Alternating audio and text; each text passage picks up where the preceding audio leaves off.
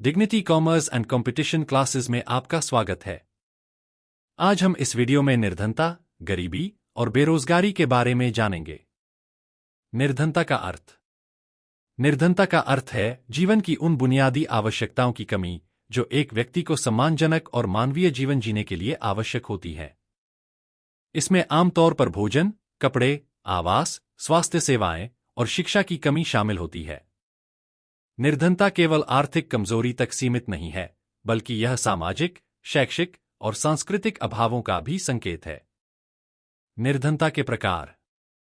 एक असाम निर्धनता, जब व्यक्ति के पास बुनियादी आवश्यकताओं जैसे भोजन, कपड़ा और आवास को पूरा करने के लिए न्यूनतम साधन भी न हो। दो सापेक्ष निर्धनता, जब किसी व्यक्ति की आय और संसाधन समाज के औसत स्तर से बहुत कम हो, जिससे वह समाज में सामान्य जीवन शैली जीने में असमर्थ हो। 3 ग्रामीण निर्धनता, ग्रामीण क्षेत्रों में संसाधनों की कमी और रोजगार के अवसरों की कमी से उत्पन्न निर्धनता। 4 शहरी निर्धनता, शहरों में झुग्गी झोपड़ी में रहने वाले लोगों की निर्धनता, जो रोजगार, शिक्षा और स्वास्थ्य सुविधाओं से वंचित रहते हैं। निर्धनता के कारण। 1 अशिक्षा की कमी, शिक्षित न होने से रोजगार के अवसर सीमित हो जाते हैं। 2 बेरोजगारी, आय के स्थिर स्रोत की अनुपस्थिति। 3 आर्थिक असमानता, समाज में संसाधनों का असमान वितरण। 4 अत्यधिक जनसंख्या, सीमित संसाधनों पर अधिक जनसंख्या का दबाव। 5 प्राकृतिक आपदाएं, जैसे बाढ़, सूखा, जो कृषि और अन्य रोजगार के साधनों को नष्ट कर देती हैं। 6 प्रशासनिक और नीतिगत खामियां, कमजोर नीतियों और भ्रष्टाचार से निर्धनता बढ़ती है। निर्धनता का प्रभाव। 1 स्वास्थ्य पर असर, कुपोषण और बीमारियां। 2 शिक्षा पर प्रभाव, बच्चों का स्कूल छोड़कर काम पर लग जाना। 3 सामाजिक असमानता, निर्धनता से समाज में वर्गभेद बढ़ता है। 4 अपराध में वृद्धि, आर्थिक तंगी से चोरी और अन्य अपराध बढ़ सकते हैं। समाधान। 1 शिक्षा और कौशल विकास, शिक्षा का प्रसार और रोजगार के लिए कौशल का विकास। 2 रोजगार के अवसर, नई नौकरियां और स्वरोजगार को बढ़ावा देना। 3 सामाजिक सुरक्षा योजनाएं, निर्धन परिवारों के लिए सरकारी सहायता। 4 संसाधनों का समान वितरण, न्यायपूर्ण नीतियां बनाना। 5 महिला सशक्तिकरण, महिलाओं को आर्थिक और सामाजिक रूप से सक्षम बनाना। निर्धनता का उन्मूलन केवल सरकार की जिम्मेदारी नहीं है, बल्कि इसमें समाज के हर व्यक्ति का सहयोग आवश्यक है। निर्धनता मापने की विभिन्न विधियां। निर्धनता मापने के लिए विभिन्न मानक और विधियां उपयोग में लाई जाती हैं। ये विधियां आमतौर पर आय, उपभोग और जीवन स्तर के अन्य संकेतकों पर आधारित होती हैं। निर्धनता को मापने के लिए निम्नलिखित प्रमुख विधियां अपनाई जाती हैं। 1 निर्धनता रेखा, पॉवर्टी लाइन। यह निर्धनता मापने का सबसे सामान्य तरीका है। इसमें न्यूनतम आय या उपभोग स्तर को निर्धनता रेखा माना जाता है, जिसके नीचे व्यक्ति को निर्धन कहा जाता है। आधार, न्यूनतम आवश्यकताओं को पूरा करने के लिए आवश्यक आय या उपभोग। इसमें भोजन, आवास, कपड़े और अन्य बुनियादी जरूरतों को शामिल किया जाता है। भारत में निर्धनता रेखा। भारत में योजना आयोग ने ग्रामीण और शहरी क्षेत्रों के लिए अलग अलग निर्धनता रेखाएं निर्धारित की हैं। 2011 से 12 में ग्रामीण क्षेत्रों में प्रति व्यक्ति मासिक खर्च 816 रुपये और शहरी क्षेत्रों में 1000 रुपये निर्धनता रेखा के रूप में तय किए गए। 2 बहुआयामी निर्धनता सूचकांक, MPI, मल्टीडायमेंशनल पॉवर्टी इंडेक्स। यह विधि केवल आय को ही नहीं, बल्कि शिक्षा, स्वास्थ्य और जीवन स्तर के कई अन्य पहलुओं को भी ध्यान में रखती है। घटक। 1 शिक्षा, स्कूल में पढ़ाई के वर्षों और बच्चों के स्कूल में नामांकन को देखा जाता है। 2 स्वास्थ्य, पोषण और बाल मृत्यु दर। 3 जीवन स्तर, बिजली, स्वच्छता, पेयजल, आवास और ईंधन का उपयोग। लाभ, यह निर्धनता को अधिक व्यापक तरीके से मापता है। 3 प्रति व्यक्ति आय, पर कैपिटा इनकम। देश की कुल आय को जनसंख्या से विभाजित कर प्रति व्यक्ति औसत आय का निर्धारण किया जाता है। अगर किसी व्यक्ति की आय इस औसत से बहुत कम है, तो उसे निर्धन माना जाता है। 4 गिनी गुणांक, गिनी कोएफिशिएंट। यह आय या संपत्ति के असमान वितरण को मापने का सूचक है। मूल्य, 0 का अर्थ है पूर्ण समानता। 1 का अर्थ है पूर्ण असमानता। निर्धनता और असमानता को समझने में मददगार। 5 मानव विकास सूचकांक HDI ह्यूमन डेवलपमेंट इंडेक्स। संयुक्त राष्ट्र द्वारा विकसित यह सूचक स्वास्थ्य, शिक्षा और जीवन स्तर के आधार पर मापा जाता है। 6 कैलोरी उपभोग विधि कैलोरी कंजम्पशन मेथड। आधार व्यक्ति की दैनिक कैलोरी आवश्यकता को पूरा करने में सक्षम होने पर निर्धनता मापी जाती है। भारत में उपयोग। ग्रामीण क्षेत्रों में प्रतिदिन 2400 कैलोरी, शहरी क्षेत्रों में प्रतिदिन 2100 कैलोरी। 7 सामाजिक आर्थिक और जाति जनगणना SECC। यह ग्रामीण और शहरी क्षेत्रों में निर्धनता मापने के लिए भारत सरकार द्वारा उपयोग की जाने वाली विस्तृत पद्धति है। इसमें आय, शिक्षा, रोजगार, आवास और संपत्ति जैसे कई कारकों को ध्यान में रखा जाता है। 8 विश्व बैंक का 1.90 दिन मानक।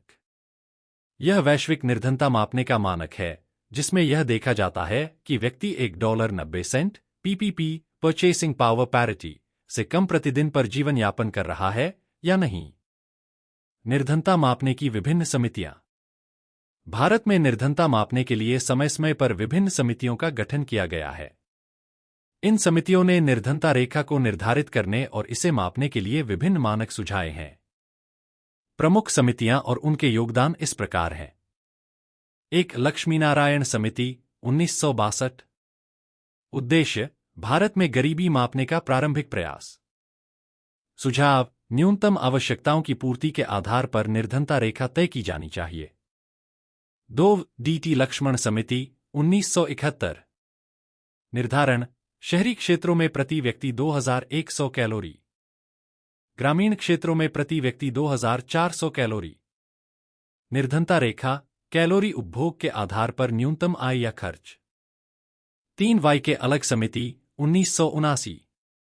योगदान पहली बार उपभोग व्यय कंजम्पशन एक्सपेंडिचर के आधार पर गरीबी मापने का सुझाव। कैलोरी उपभोग और व्यय पर आधारित निर्धनता रेखा निर्धारित की। 4 लक्ष्मी निवास समिति 1993। सुझाव गरीबी के सामाजिक और आर्थिक आयामों को ध्यान में रखा जाए। न्यूनतम आवश्यकताओं के खर्च और सामाजिक सेवाओं के अभाव के आधार पर निर्धनता मापी जाए। 5 लकड़ावाला समिति लकड़ावाला कमेटी। भारत सरकार द्वारा गठित एक समिति थी जिसका उद्देश्य गरीबी रेखा पॉवर्टी लाइन का निर्धारण और गरीबी के आकलन के लिए उपयुक्त मापदंड तैयार करना था। यह समिति 1993 में योजना आयोग, अब नीति आयोग, द्वारा गठित की गई थी। इसके अध्यक्ष DT लकड़ावाला थे। लकड़ावाला समिति ने निम्नलिखित सिफारिशें और मापदंड सुझाए। 1 गरीबी रेखा का निर्धारण। समिति ने गरीबी रेखा का निर्धारण व्यक्ति की न्यूनतम कैलोरी आवश्यकताओं के आधार पर किया। ग्रामीण क्षेत्रों के लिए प्रतिदिन 2400 कैलोरी, शहरी क्षेत्रों के लिए प्रतिदिन 2100 कैलोरी। 6 SD तेंदुलकर समिति 2009। निर्धनता रेखा उपभोग व्यय और शिक्षा स्वास्थ्य आदि को शामिल किया। 2011 से 12 में गरीबी रेखा ग्रामीण क्षेत्रों में प्रति व्यक्ति 816 रुपये प्रति माह, शहरी क्षेत्रों में 1000 रुपये प्रति माह। आलोचना इस निर्धनता रेखा को बहुत कम माना गया। 7 सी रंगराजन समिति 2012। उद्देश्य तेंदुलकर समिति की सिफारिशों की समीक्षा। निर्धनता रेखा ग्रामीण क्षेत्रों में 972 रुपये प्रति माह, शहरी क्षेत्रों में 1407 रुपये प्रति माह। योगदान शिक्षा और स्वास्थ्य के साथ साथ अन्य जीवन स्तर संकेतकों को भी जोड़ा। आलोचना इसे भी कम मानकों पर आधारित माना गया। 8 योजना आयोग और नीति आयोग। योजना आयोग ने गरीबी मापने के लिए विभिन्न समितियों की सिफारिशों को लागू किया। नीति आयोग वर्तमान में गरीबी उन्मूलन के लिए बहुआयामी दृष्टिकोण अपना रहा है। अन्य वैश्विक और राष्ट्रीय प्रयास। विश्व बैंक $1.90 PPP प्रतिदिन के आधार पर वैश्विक निर्धनता माप। NSSO national sample survey office राष्ट्रीय स्तर पर गरीबी और उपभोग संबंधी आंकड़े जुटाता है। निष्कर्ष इन समितियों के सुझावों के आधार पर नीति निर्माण और गरीबी उन्मूलन योजनाएं बनाई गईं। हालांकि गरीबी मापने में बहुआयामी दृष्टिकोण अपनाने की आवश्यकता को लगातार रेखांकित किया गया है। बेरोजगारी का अर्थ। जब कोई व्यक्ति काम करने की क्षमता और इच्छा रखता है, लेकिन उसे रोजगार नहीं मिलता। यह एक आर्थिक और सामाजिक समस्या है जो देश के विकास को प्रभावित करती है। बेरोजगारी का आकलन आमतौर पर श्रम बल में शामिल लोगों की संख्या के आधार पर किया जाता है। बेरोजगारी के प्रकार। बेरोजगारी निम्नलिखित प्रकार की होती है। 1 खुले रूप में बेरोजगारी, 2 प्रच्छन्न बेरोजगारी, 3 मौसमी बेरोजगारी, 4 शैक्षिक बेरोजगारी, 5 प्रौद्योगिकी बेरोजगारी, 6 संरचनात्मक बेरोजगारी, 7 अल्प बेरोजगारी, 8 ऐच्छिक बेरोजगारी, 9 अनैच्छिक बेरोजगारी, 10 घर्षणात्मक बेरोजगारी। 1 खुले रूप में बेरोजगारी, ओपन अनएम्प्लॉयमेंट, यह वह स्थिति है जब व्यक्ति काम करने की इच्छा और क्षमता रखने के बावजूद बेरोजगार होता है और यह स्पष्ट रूप से दिखाई देता है। यह बेरोजगारी का सबसे सामान्य और पारंपरिक प्रकार है, जिसमें व्यक्ति न तो किसी रोजगार में लगा होता है और न ही उसकी कोई आय का स्रोत होता है। 2 प्रच्छन्न बेरोजगारी, डिस्गाइज्ड अनएम्प्लॉयमेंट, यह वह स्थिति है जब किसी कार्य में इतनी अधिक संख्या में लोग लगे होते हैं कि उनमें से कुछ को हटाने पर भी कुल उत्पादन पर कोई प्रभाव नहीं पड़ता। यह बेरोजगारी आमतौर पर ग्रामीण क्षेत्रों और कृषि क्षेत्र में देखने को मिलती है, जहां श्रमिकों की उत्पादकता न्यूनतम या शून्य होती है। यह अधिकतर कृषि क्षेत्रों में पाया जाता है। 3 मौसमी बेरोजगारी, सीजनल अनएम्प्लॉयमेंट, यह वह स्थिति है जब लोग केवल साल के किसी विशेष मौसम या अवधि में ही रोजगार पाते हैं और बाकी समय बेरोजगार रहते हैं। यह बेरोजगारी मुख्यतः उन क्षेत्रों में देखने को मिलती है जहां काम का स्वरूप मौसम पर निर्भर करता है, जैसे कृषि, पर्यटन और निर्माण कार्य।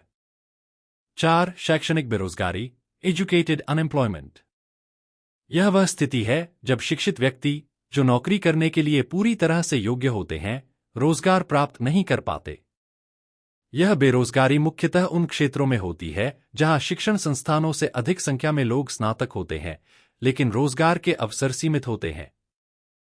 5 प्रौद्योगिकी बेरोजगारी, टेक्नोलॉजिकल अनएम्प्लॉयमेंट, यह वह स्थिति है जब किसी क्षेत्र में नई तकनीक या स्वचालन, ऑटोमेशन के कारण श्रमिकों की आवश्यकता कम हो जाती है और लोग बेरोजगार हो जाते हैं। यह बेरोजगारी तकनीकी प्रगति का एक दुष्प्रभाव है जो पारंपरिक नौकरियों को समाप्त कर देती है या उनकी आवश्यकता को कम कर देती है। 6 संरचनात्मक बेरोजगारी, स्ट्रक्चरल अनएम्प्लॉयमेंट, यह वह स्थिति है जब श्रमिकों के कौशल, योग्यता या अनुभव वर्तमान बाजार की मांग के अनुरूप नहीं होते या रोजगार के अवसर उस क्षेत्र में नहीं होते जहां श्रमिक उपलब्ध हैं। यह बेरोजगारी अर्थव्यवस्था की संरचना में परिवर्तन के कारण उत्पन्न होती है, जैसे तकनीकी प्रगति, उद्योगों का स्थानांतरण या बाजार की आवश्यकताओं में बदलाव। 7 अल्परोजगारी, अंडर एम्प्लॉयमेंट, वह स्थिति है जब व्यक्ति अपनी क्षमता, कौशल और शिक्षा के अनुरूप पूर्ण रोजगार नहीं पाता है। इसमें लोग अपनी पूरी क्षमता का उपयोग नहीं कर पाते और ऐसे काम करने को मजबूर होते हैं जो उनकी योग्यता या समय का पूरा उपयोग नहीं करते। 8 ऐच्छिक बेरोजगारी, वॉलंटरी अनएम्प्लॉयमेंट, यह वह स्थिति है जब कोई व्यक्ति स्वेच्छा से काम न करने का निर्णय लेता है, जबकि उसके पास काम करने की क्षमता और अवसर दोनों होते हैं। यह बेरोजगारी आर्थिक कारणों के बजाय व्यक्तिगत कारणों पर आधारित होती है। 9 अनैच्छिक बेरोजगारी, इनवॉलंटरी अनएम्प्लॉयमेंट, यह वह स्थिति है जब व्यक्ति काम करने की इच्छा और क्षमता रखते हुए भी रोजगार प्राप्त नहीं कर पाता। यह बेरोजगारी आर्थिक, सामाजिक या संरचनात्मक कारणों की वजह से होती है और व्यक्ति की स्वेच्छा पर आधारित नहीं होती।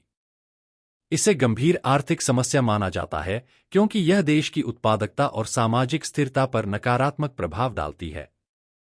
10 घर्षणात्मक बेरोजगारी, फ्रिक्शनल अनएम्प्लॉयमेंट, यह वह स्थिति है जब व्यक्ति अपनी वर्तमान नौकरी छोड़कर नई नौकरी की तलाश में होता है या जब नए श्रमिक, जैसे कॉलेज के स्नातक, श्रम बाजार में प्रवेश कर रहे होते हैं। इसे अस्थायी बेरोजगारी भी कहा जा सकता है क्योंकि यह श्रमिकों के नौकरी बदलने या नई नौकरी खोजने की प्रक्रिया का परिणाम होती है। भारत में बेरोजगारी के कारण। 1 जनसंख्या वृद्धि, जनसंख्या बढ़ने के कारण रोजगार के अवसर कम पड़ जाते हैं। 2 शिक्षा व्यवस्था में खामियां, शिक्षा प्रणाली कौशल विकास और व्यावसायिक प्रशिक्षण पर केंद्रित नहीं है।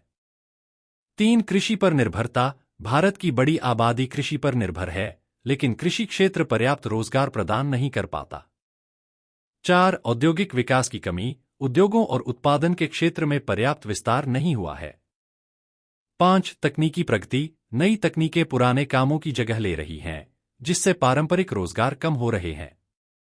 बेरोजगारी के प्रभाव। एक आर्थिक विकास पर नकारात्मक प्रभाव, श्रम बल का पूरा उपयोग न होने के कारण देश की उत्पादन क्षमता कम होती है। 2. आय में असमानता, बेरोजगारी के कारण गरीब और अमीर के बीच का अंतर बढ़ता है। 3. सामाजिक समस्याएं, बेरोजगारी से अपराध, तनाव और असंतोष जैसी समस्याएं बढ़ती हैं। भारत में बेरोजगारी दर, हालिया परिप्रेक्ष्य। भारत में बेरोजगारी का आकलन राष्ट्रीय नमूना सर्वेक्षण कार्यालय (NSSO) और centre for monitoring Indian economy (CMIE) जैसे संगठनों द्वारा किया जाता है। 2023 के आंकड़ों के अनुसार बेरोजगारी की समस्या अभी भी एक बड़ी चुनौती है, खासकर युवा वर्ग में। वीडियो देखने के लिए धन्यवाद। वीडियो अच्छी लगी तो चैनल को सब्सक्राइब और वीडियो को लाइक, शेयर और कमेंट करें।